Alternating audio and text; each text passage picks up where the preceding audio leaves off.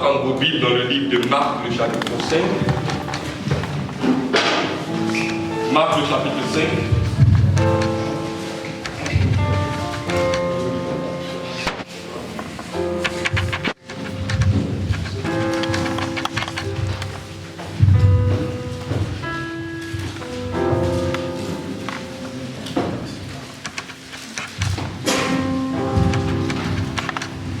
Puis nous allons lire à partir du verset 25. C'est une histoire que nous connaissons bien. Je voudrais simplement qu'il puisse nous servir de tremplin dans ce cas. Voilà, il est écrit, oh, il y avait une femme atteinte de perte de sang depuis 12 ans. Elle avait beaucoup souffert. Elle avait dépensé tout ce qu'elle possédait et elle n'avait éprouvé aucun soulagement, mais étant allée plutôt en s'empirant. Ayant entendu parler de Jésus, elle vint dans la foule par derrière et toucha son vêtement.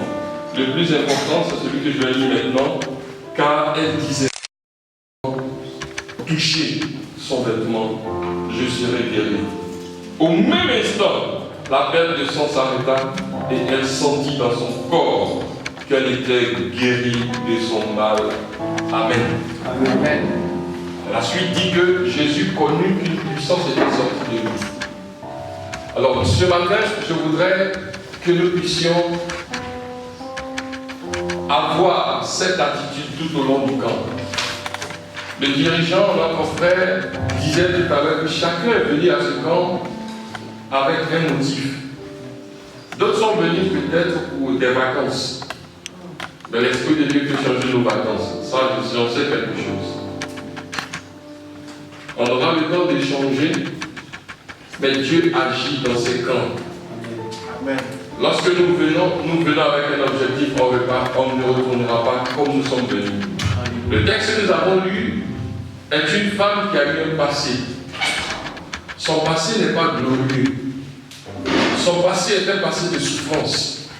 C'est un passé de difficultés. D'ailleurs, c'est un passé qui l'a complètement ruiné. Et la Bible nous dit que c'est parti même de mal en pire. Sa situation, sa condition s'est empirée. Elle ne savait plus quoi faire. Elle a entendu parler de Jésus. Ça, c'est très important. Et ce matin, je crois que si nous sommes là, c'est parce que quelque part, nous avons un besoin. Ou bien une question. Ou bien une expérience que nous voulons faire en tant que chrétiens. Ou bien nous avons été dans notre église locale, mais il y a certaines choses jusqu'aujourd'hui. On voit les grands, on voit le Saint-Esprit se manifester, les gens sont baptisés dans le Saint-Esprit, mais moi, je n'ai pas encore fait cette expérience. Ou bien, comme cette femme, je souffre dans mon cœur d'une maladie, dans mon corps, d'une maladie, ou bien je souffre d'une situation, je dirais, psychologique, ou bien émotionnelle, familiale. Chacun est venu avec un passé. Chacun a un passé d'une manière ou d'une autre.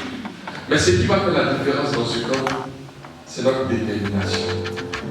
Cette femme, selon l'histoire, n'avait même pas le droit de pouvoir sortir au milieu des gens. Normalement, si on savait sa condition, elle pouvait être lapidée. Parce qu'elle n'avait pas le droit d'être dans le public, avec la condition qu'elle avait. On trouve ça dans le livre de Deutéronome. Ok? Quand on parle du chapitre 9 justement, chapitre 13, par exemple, elle n'a pas le droit. Mais il a fallu qu'elle prenne une décision. Quelqu'un dit décision. Décision. Il n'y a pas de changement si ce matin on ne décide pas de faire au-delà de ce qu'on a envie de faire. On a l'habitude de faire. Et je bénis le Seigneur qu'il y a eu une décision de se lever ce matin.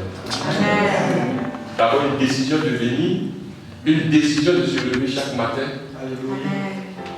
Maintenant, il faut une décision de toucher Jésus. Il faut que quelque chose sorte de Christ pour moi.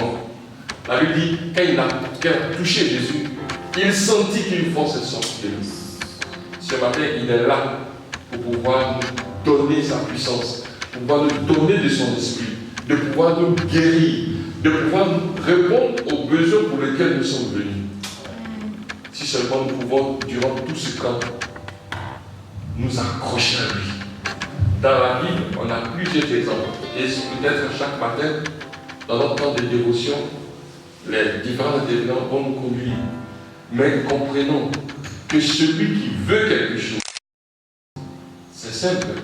Matthieu 7,7. On raconte l'histoire d'un frère qui, n'est-ce pas, voulait fiancer une sœur dans l'église et puis il regardait, toujours pas devant la sœur dit Matthieu 7,7. Matthieu 7,7. Matthieu. 3 mois, 4 mois plus tard. Matthieu 7,7, c'est quoi? Il regarde cette église, demander. Et vous recevez, frappez, et l'on vous ouvrira. Car nous, on c'est lui qui frappe. Donc depuis là, ce matin, c'est verset qui est pour nous. Ce n'est pas dans le sens des fiançailles, mais dans le sens de recevoir du Seigneur. Et celui qui frappe, et l'expression de frapper dans ce texte, c'est comme quelqu'un qui a un cul. Se frapper, là, c'est la manière. Dans son sens étymologique, c'est la manière. L'expression, comme on dit, desperate, désespéré. Si tu es désespéré devant le Seigneur ce matin, si tu veux un résultat, tu ne retourneras pas comme tu veux.